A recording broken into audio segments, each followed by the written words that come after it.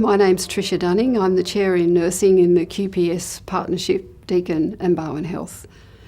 Our research partnership is a clinical academic research partnership. So we do a lot of collaborative work with the clinicians of all disciplines at Barwon Health, and that involves research. It involves giving advice around undertaking high degrees, about research in general, ethics applications, supporting people with the education programs, and working on committees, including the Ethics Committee, and contributing to the community of Barwon Health. It's important to inform practice, but not only nursing practice. Our research goes across disciplines, so it informs evidence-based practice and hopefully enables nurses to undertake quality research. But for me, research is a very broad term, and it also means quality improvement projects and audits, because that has immediate application back into the clinical area. And that's as important as randomised and other kinds of research that take longer to change and inform practice. And so therefore the research that I'm talking about helps us meet standards and follow guidelines and those kind of things.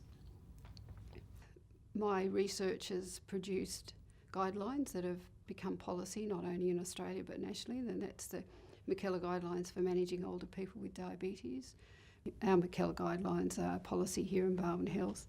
They've been translated into Norwegian and Chinese, so I don't know what impact they have there, but I know they've been used for things like informing coroner's reports, etc. My name is Dr. Joan Ostashkiewicz. I'm a research fellow at Deakin and in the Barwon Health Partnership with QPS.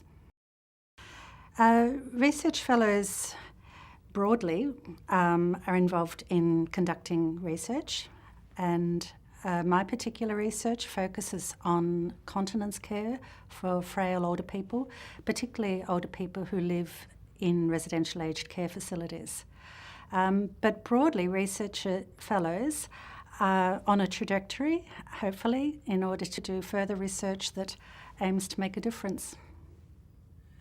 We in Barwon Health have a range of different healthcare services, from acute care to residential aged care and community care.